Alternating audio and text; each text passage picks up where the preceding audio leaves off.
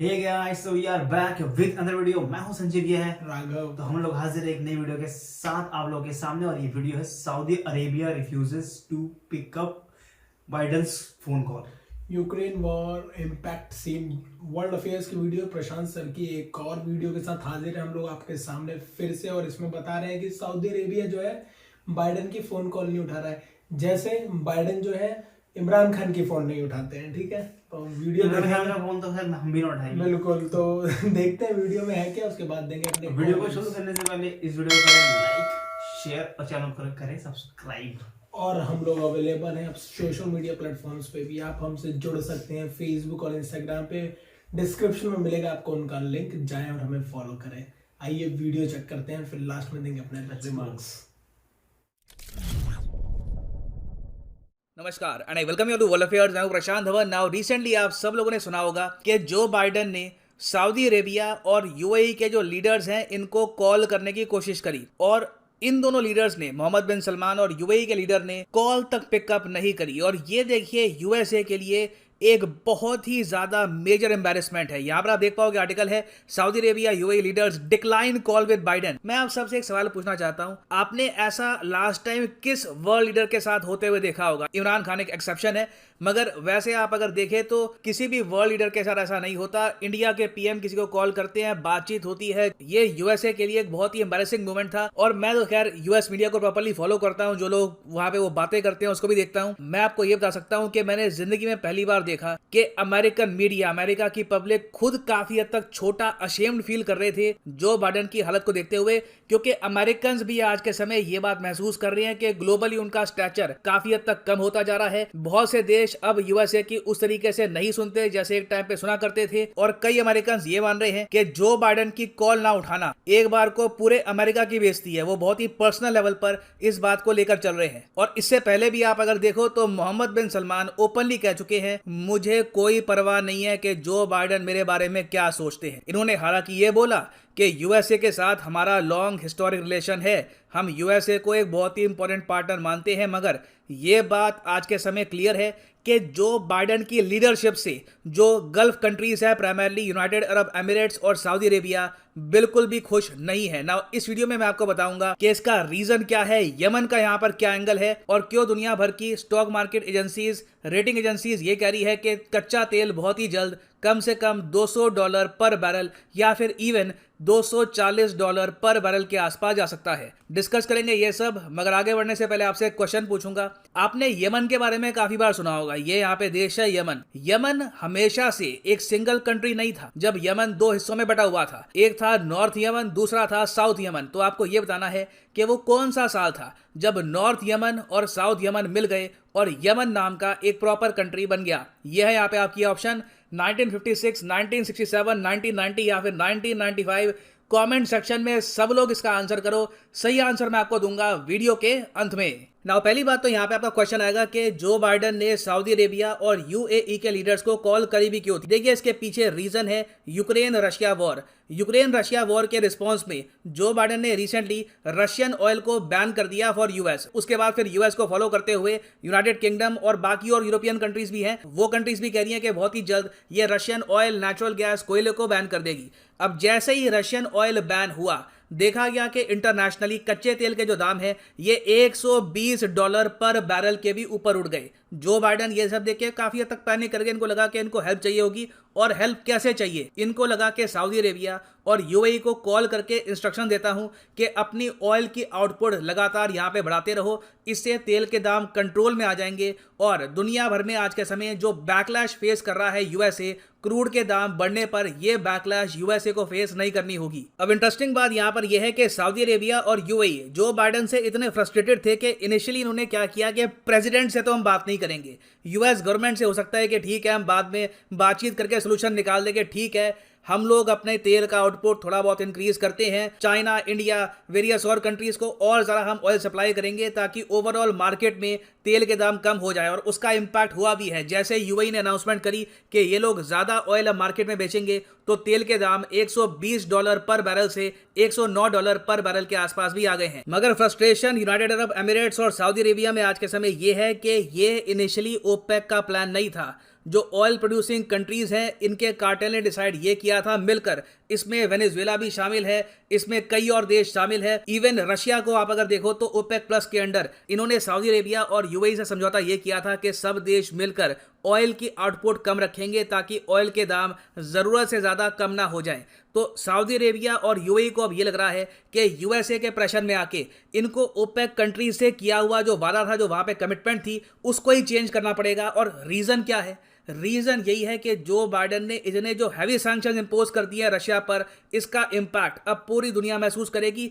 एक डर देखिए सऊदी अरेबिया और यूएई को यह भी है कि अभी के लिए तो तेल के दाम कंट्रोल में कर लिए, मगर कब तक सऊदी अरेबिया और यूएई प्रोडक्शन बढ़ाकर ईरान, वेनेजुएला, रशिया, इन सब कंट्रीज का जो अभाव है वर्ल्ड ऑयल मार्केट में, इसको पूरा करेंगे? This remains a huge concern. और इस सब के बियॉन्ड यमन का भी इशू यहाँ पर एग्जिस्ट करता है। सऊदी अरेबिया ये चाहता है कि यमन में आज के समय जो गृह युद्ध चल रहा है वहां पर यूएस, सऊदी अरेबिया, यूएई को सपोर्ट करे, जबकि जो बाइडेन की पॉलिसी ये रही है कि इन्होंने कुर्सी संभालते ही सबसे पहले तो ये अनाउंस कर दिया कि यूएसए सऊदी अरेबिया और यूएई की हेल्प नहीं करेगा यमन गृह युद्ध में। अब यमन में जो सिविल वॉर चल रही है, मैं आपको ये बता दूं, इसमें यूएन ने कैलकुलेशन करी है रिसेंटली कि 2030 तक ना 13 लाख लोग मारे जाएंगे, 1.3 मिलियन। अब ये अलग बात है कि दुनिया का फोकस आज के समय कंप्लीटली यूक्रेन पे है। रिसेंटली यूके के जो एक प्रिंस हैं, प्रिंस विलियम्स, इन्होंने भी ये कह दिया कि देखिए जो जंग होती है, इस टाइप की हालत है, रेफ्यूजीज भाग रहे हैं, ये यूजुअली तो अफ्रीका में होता था और जो गरीब कंट्रीज हैं वहां पे होता था, मगर यूक्रेन में आज के समय ये सब प्रॉब्लम देखकर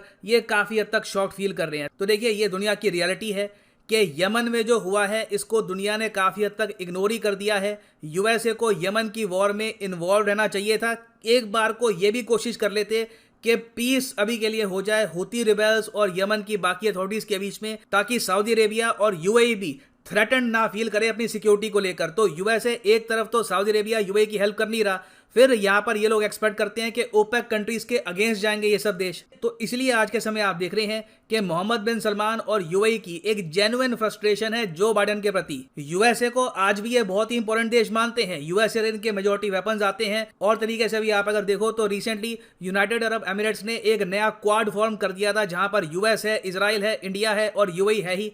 तो इससे आप इमेजिन कर सकते हैं कि यूएई के लिए भी कितना एक बड़ा निर्णय रहा होगा कि जो बाइडेन की कॉलम नहीं उठाएंगे।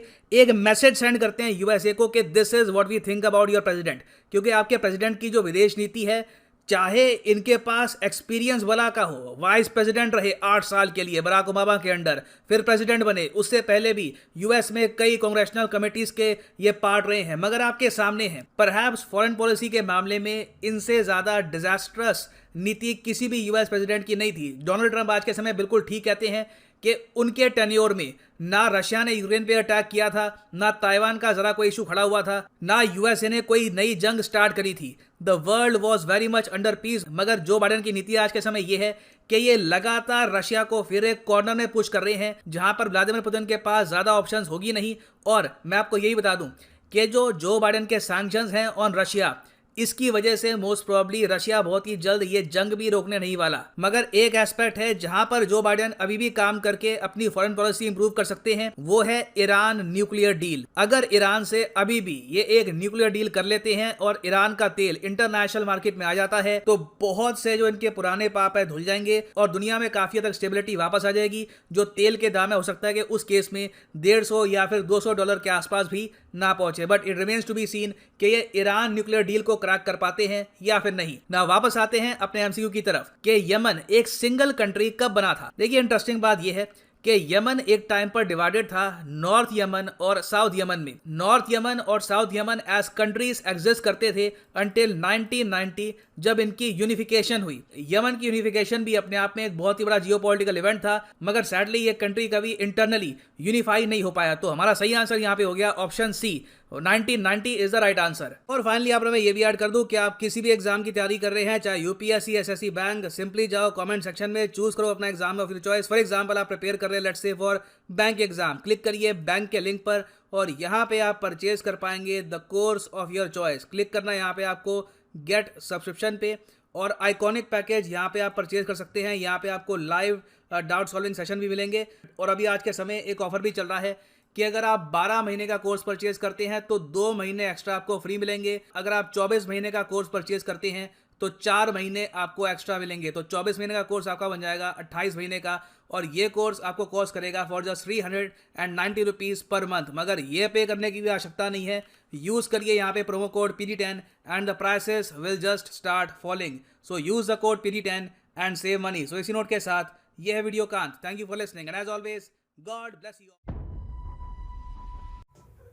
चलो जी, वीडियो वही खत्म। और ये सऊदी अरेबिया ने जो बेइज्जती करी है बाइडन की, उसके बारे में थी। एक तो भैया इमरान खान की बेइज्जती सर ने पहले बोला एक्सेप्शन है उसको, मतलब वो तो होता रहता है क्योंकि आम बात हो गई यार।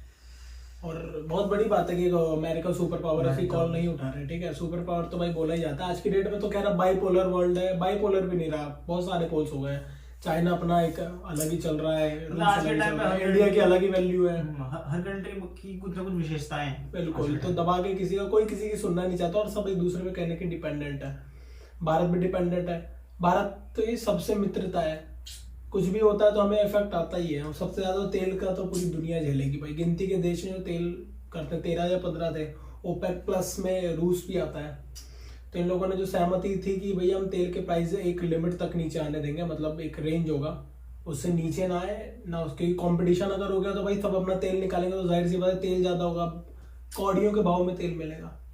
सिंपल, हाँ वही, मतलब वही है कि अगर जितना ज्यादा कंपटीशन होगा भाई उतना ज्यादा फिर। इसीलिए इन लोगों ने ओपेक बनाया था अपना कि भाई मेंटेन रखेंगे ऑयल के प्राइस को वर्ल्ड वाइड जो भी है अभी। क्योंकि इनकी नीति से बोल रहे हैं कि भैया 8 साल रहे वाइस प्रेसिडेंट बराक ओबामा के अंडर में यूएस के, फिर भी इतने गलत डिसीजंस लिए इन्होंने। ये तो मैं भी मानता हूँ कि यार अपने देश के लिए बढ़िया लिए होंगे भले। देखो मुझे नहीं पता इन्होंने मतलब इनका क्या रहा है, लेकिन इनकी वजह से ना इस तरीके से जो वॉर हो रहा है ना, ये वॉर उनकी देन है, इन्हीं की देन है। और ये इतने ज्यादा मुझे लगता नहीं, इतने स्ट्रांग नहीं है शायद ये, नहीं है। सबसे मेरे ख्याल से सबसे वर्स्ट लीडर है अभी तक के। और इतनी बड़ी कंट्री है यूएसए, सुपर पावर है, सबको पता है। उसको संभालने के लिए मतलब ऐसा लीडर चुना उन लोगों ने। I think they made a wrong choice.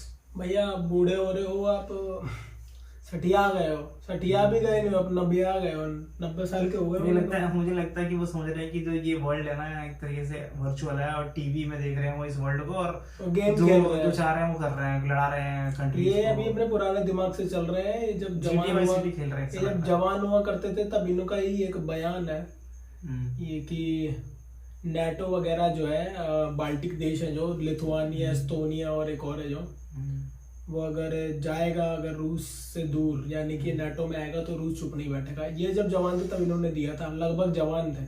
जवान ही बोलूंगा भाई, 50 साल का आदमी जवान माना जाता है ना पॉलिटिक्स में। तो ये तब की इनकी, और ये वीडियो है मैंने देखी किसी न्यूज पर, ठीक है। तो इन्होंने अपने मुंह से बोला था उस टाइम, और ये बंदा वही काम कर रहा है जो पहले खुद बोल चुका है, जानते हुए भी। तो मैं तो क्या बोलूं, सठिया गया, सठिया जाना दिमाग ना खराब हो जाता है। मतलब देखो कहीं ना कहीं क्या है ही यार, यूएसए का ही हाथ है। जो भी चीजें हो रही है ना दुनिया में, यूएसए का बहुत बड़ा हाथ है। यूएसए ऐसा कोई सगा नहीं जिसको इसने ठगा नहीं भाई। मेरा तो उस साथ सीधी बोलना है, इस भरोसे के लायक देश नहीं है यूएसए।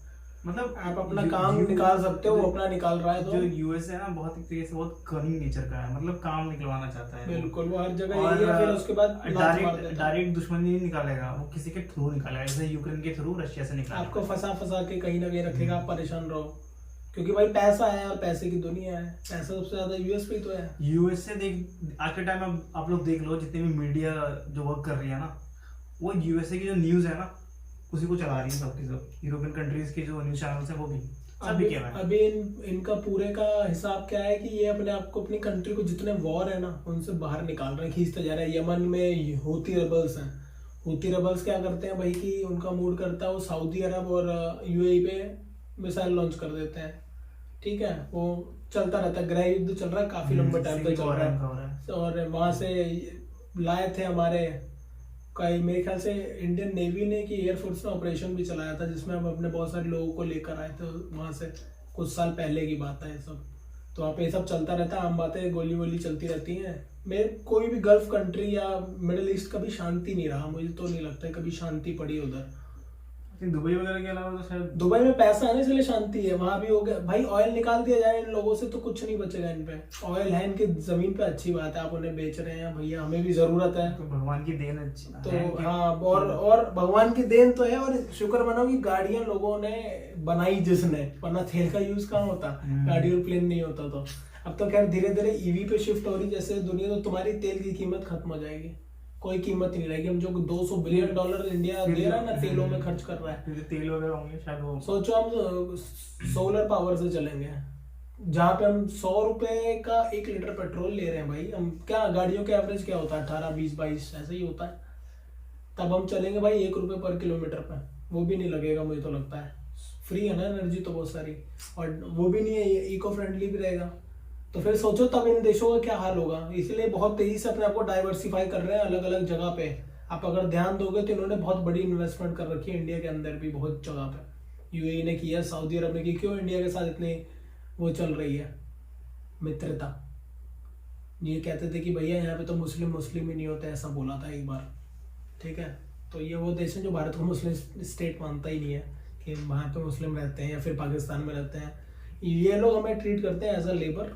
अमेरिका ट्रीट करता है भैया कि हमारा काम है। चाइना के वजह से सिर्फ अमेरिका हमसे साथ है, क्योंकि चाइना काउंटर करने के लिए उसको दिख ही रहा है कि एक ही बार रूस करने का नहीं है, कुछ भी हो जाए। दूसरा बचा भारत, हर चीज में जो ताकत रखता है। इंडिया की देखो, इंडिया का क्या है कि इंडिया की पॉपुलेशन इतनी ज्यादा है ना कि यहाँ पे इतने सारे लोग हैं, तो चीप लेबर की जो अवेलेबिलिटी है ना वो इतनी ज्यादा है कि आराम से बहुत ज्यादा है। और ऑब्वियसली बात है इंडिया में मतलब बेरोजगारी तो है ही। देखो हम पे यूथ और मैन पावर इतना ज्यादा है कि मजबूरी है, हर कोई काम करना चाहता है, ऑब्वियसली बात है, अर्न करना चाहता है, तो वो उसका फायदा उठाता है। कई लोगों का मैंने सुना कि बोला कि भाई इंडिया को जरूरत है यूएस की, इंडिया को जरूरत है रूस की, फलाने की। मैं भाई बिल्कुल इस बात से डिसएग्री नहीं करूंगा टोटली, पर मैं ये बात जरूर जोड़ूंगा कि अगर हमें उनकी जरूरत है तो उन्हें भी उतनी हमारी जरूरत है आज की डेट में, ठीक है। ऐसा नहीं कि हम पूरी तरह के डिपेंडेंट है। उनको कोई एक कहते हैं एक हाथ दे एक हाथ ले, इस वक्त वही चल रहा है। हम लोग इक्वल टर्म्स पे बात करने की कोशिश करते हैं और करते हैं एक्चुअली में ऐसा।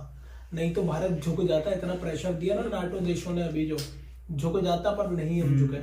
और ऐसा हर बार हमने दिखाया है। क्योंकि देखो आज के टाइम में हर कंट्री को पता है कि जो इंडिया कंट्री है ना उसकी वर्थ क्या है, इंडिया क्या मतलब इंडिया की जो कैपेबिलिटी है। मैं पाकिस्तानी से उससे बोलूं, वो कहते हैं इंडिया बहुत बड़ी मार्केट है, बहुत बड़ी मार्केट है। मक्कार यहाँ पे मक्कार कौन रहती है, मकर राशि होती है हमारे यहाँ।